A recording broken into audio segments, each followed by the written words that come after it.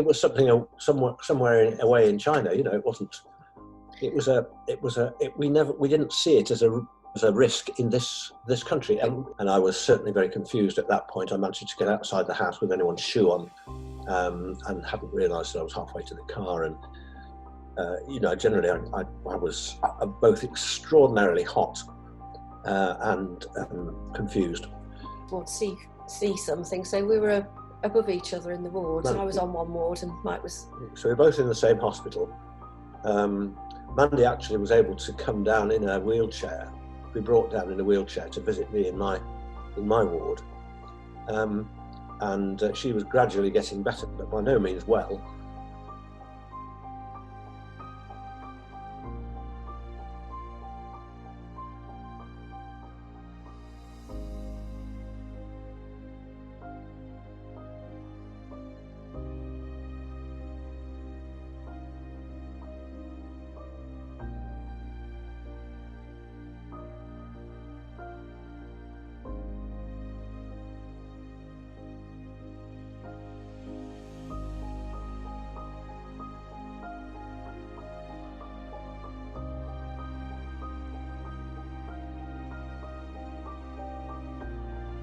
Mike went towards see something, so we were above each other in the wards, and I was on one ward and Mike was... So we were both in the same hospital.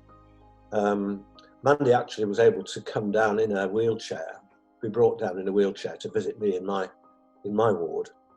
And she was gradually getting better, but by no means well.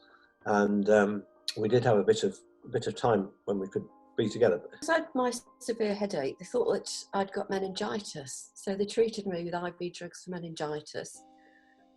Unfortunately, I had a lumbar puncture and had a leak, so I had to stay in for a long time.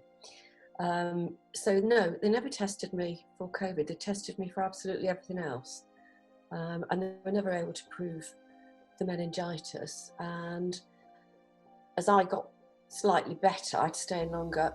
Mike was coming in to visit me. He was clearly becoming unwell, and he came to visit me, and I sent him home because he was behaving oddly. I could tell he was a bit confused. He didn't look very well, so I sent him home on the Saturday, and then on the Sunday he came to visit me, and the same thing. Said, you've got to go home, you've got to get some help, because I think you've got a chest infection, or there's clearly something happening. And then in the evening, I'll think of the date, on the Sunday, I was still in hospital. I rang Mike and said, put your thermometer in your ear, do it on FaceTime and show me your temperature.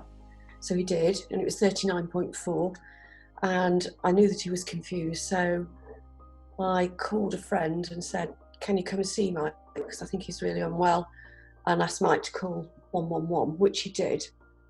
And the friend came around to Mike, and they duly took him off. 111 had made me an appointment with Platform 1, which is the overnight surgery at the station. And so I had an appointment there for 8 o'clock in the evening with a GP, and my friends took me down there. And I was certainly very confused at that point. I managed to get outside the house with anyone's shoe on, and hadn't realised that I was halfway to the car. And generally I was both extraordinarily hot and confused.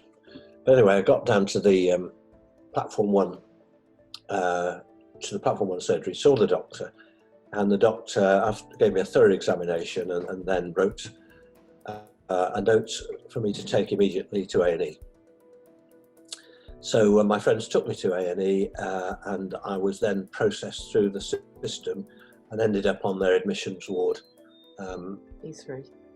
B3, is it? B3. And I was having real difficulties with my breathing at that point. Eventually, there came a point. Mandy had been discharged by this time, and she was recovering at home with her. Her mum had come over to stay with her.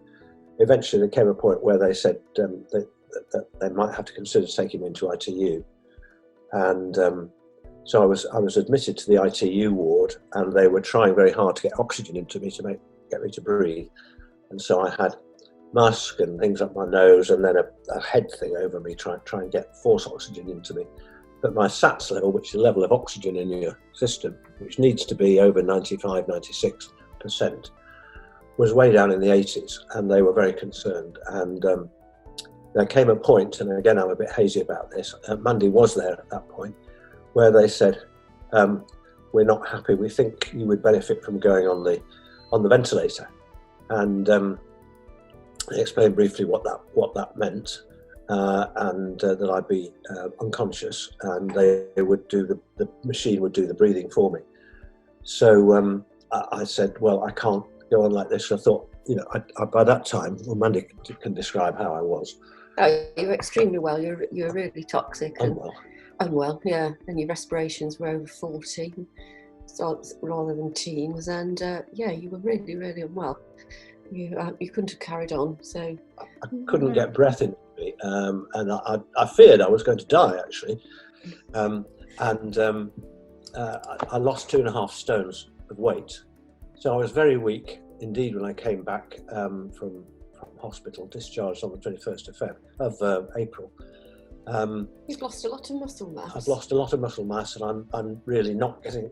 I've spoke to the consultant. She said it could be 6 months to 12 months before I get back to where I was. I've got, as you can probably hear, quite shortness of breath. I've got pulmonary embolisms in both lungs and in one artery somewhere. One that goes to your heart. One that goes to your heart. So I'm on blood thinning agents to thin my blood and hopefully allow the body to repair those. I think I'm very lucky. I'm lucky to have Mandy. I'm lucky to have had the skill and services of the personnel in